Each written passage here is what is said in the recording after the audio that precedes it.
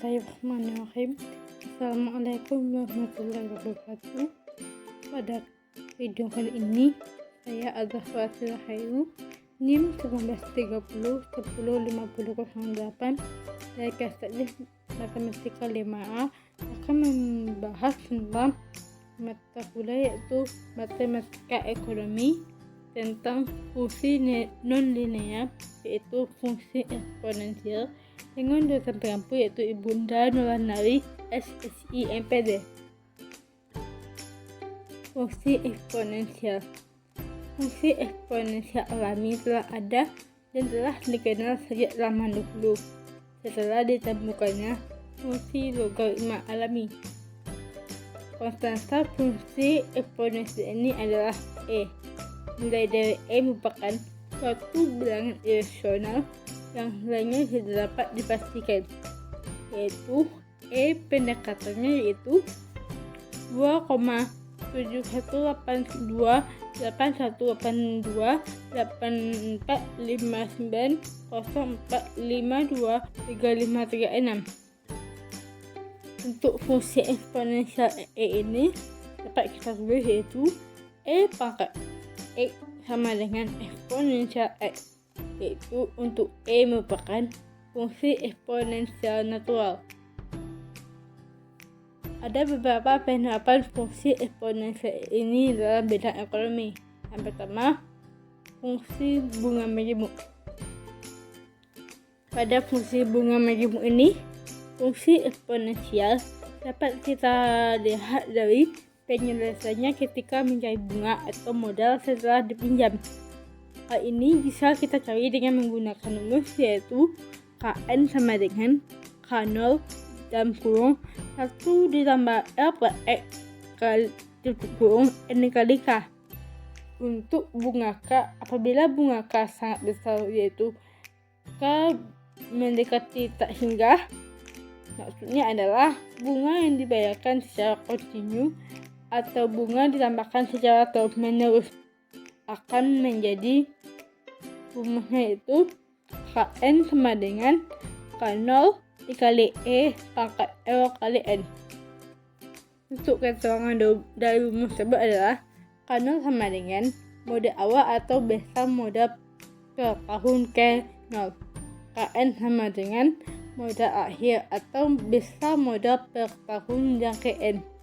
E adalah bilangan basis dalam logaritma natural atau eksponensial yaitu 2,718 K sama dengan kelipatan bunga yang dibayar per tahun. N merupakan waktu lamanya modal atau pokok dibungakan, sedangkan L adalah besarnya bunga per tahun. Penerapan yang kedua yaitu pertumbuhan penduduk. Apabila suatu negara mengalami pertumbuhan penduduk sebesar L% per tahun, maka pertumbuhan penduduk selama T tahun bisa kita cari dengan rumus yaitu PT sama dengan P0 dalam kurung 1 tambah L tutup kurung pangkat T. Apabila pertumbuhan penduduk satu negara kontinu atau terus menerus, maka pertumbuhan penduduk selama tahun PT selama T tahun dapat kita cari dengan menggunakan rumus yaitu PT sama dengan P0 dikali E pangkat I kali N. Apabila L ditambah 1 pada persamaan di atas sama dengan L besar, maka persamaan yang pertama tadi dapat dinyatakan dengan rumus PT sama dengan P0 dikali L besar pangkat T. Untuk keterangan dari rumus tersebut adalah PT sama dengan jumlah penduduk pada tahun PT, P0 sama dengan jumlah penduduk pada tahun awal atau tahun K0, L sama dengan tingkat pertumbuhan penduduk, I sama dengan laju pertumbuhan penduduk. Selanjutnya, penerapan yang ketiga yaitu perluruhan atau penyusutan. Untuk laju perluruhan ini dapat digunakan rumus yaitu PT sama dengan P0 dalam kurung 1 dikurang I pangkat P. Apabila pengurusan terjadi terus menerus, kita bisa mencarinya dengan menggunakan rumus, yaitu PT sama dengan P0 dikali E pangkat I min I kali T. Untuk keterangannya seperti yang sebelumnya, namun di sini I adalah laju pengurusan. Yang keempat adalah fungsi Goldbach. Pada fungsi ini menggambarkan perkembangan yang lambat waktu dimulai berubah dan waktu mendekati asimptot batas pertumbuhan. Fungsi ini dinyatakan dengan rumus, yaitu N besar sama dengan T kali A pangkat L besar kali T. Hitungan rumus yaitu N sama dengan jumlah penduduk pada tahun KT, L besar sama dengan tingkat pertumbuhan penduduk, yaitu di mana L besar dari 0, L kecil dari 1. A sama dengan proporsi pertumbuhan awal, C sama dengan tingkat pertumbuhan dewasa atau asimptot tinggi, dan T sama dengan indeks waktu atau lamanya waktu. Penerapan yang kelima yaitu fungsi pengajaran. Fungsi ini umumnya dipakai oleh psikolog untuk menggambarkan tahap pertumbuhan pendidikan manusia yang bersifat meningkat cepat pada awalnya dan semakin lambat ketika mendekati asimptot batas pertumbuhan.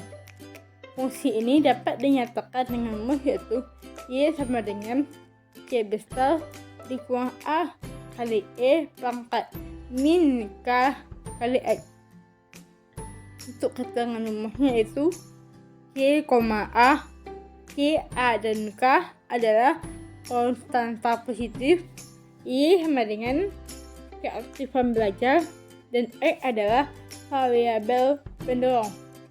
Fungsi ini juga bisa dipergunakan dalam bidang ekonomi, yaitu untuk menjelaskan fungsi biaya dan fungsi produksi. Kita masuk kepada contoh soal. Yang pertama, Dena menyimpan uang di bank sebesar 1 juta rupiah dengan bunga yaitu 8% per tahun selama 25 tahun dengan bunga diperkirakan secara kontinu. Berapa besar simpanan Dena pada tahun ke-25? Penjelasannya yaitu yang pertama, kita misalkan yaitu diketahui P0 sama dengan atau uang awal sama dengan 1 juta rupiah, I per bunga sama dengan 8% sama dengan 0,8 dan T atau waktu sama dengan 25 tahun. Di sini kita menggunakan datanya yaitu PT atau uang simpanan pada tahun KT. Di sini kita bisa menggunakan rumus yaitu PT sama dengan P0 dikali E pangkat I kali T sama dengan P25 sama dengan 1 juta yaitu modal awal bunga awal dikali 2,718 yaitu besaran nilai eksponensial pangkat 0,8 dikali 25 sama dengan 1 juta dikali 7,3865 sama dengan 7.389.056 rupiah. Jadi uang simpanan Dena pada akhir tahun ke-25 adalah sebesar 7.389.053 rupiah. Contoh yang kedua yaitu suatu mesin dibeli seharga 5 juta rupiah.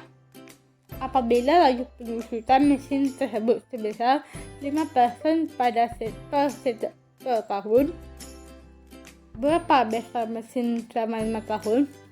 Penyelesaiannya kita bisa membuatkan itu diketahui P0 sama dengan 5 juta rupiah, I sama dengan 5% sama dengan 0,05 dan T sama dengan 5 tahun.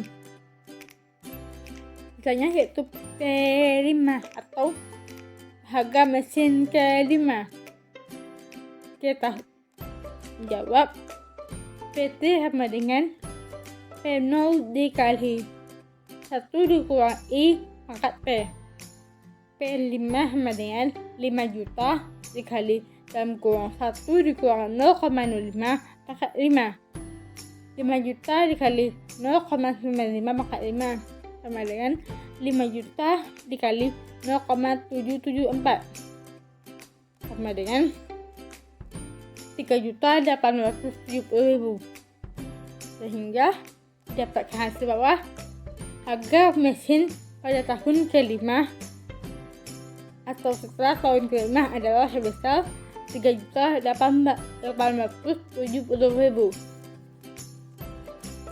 Untuk lebih memahami masalah penerapan fungsi eksponensial dalam bidang ekonomi ini, di sini ada beberapa latihan. Silakan mengerjakannya. Baiklah, itulah penjelasan mengenai penerapan fungsi eksponensial pada bidang ekonomi. Semoga video kali ini bermanfaat. Kalau yang saya mohon maaf. Assalamualaikum warahmatullahi wabarakatuh.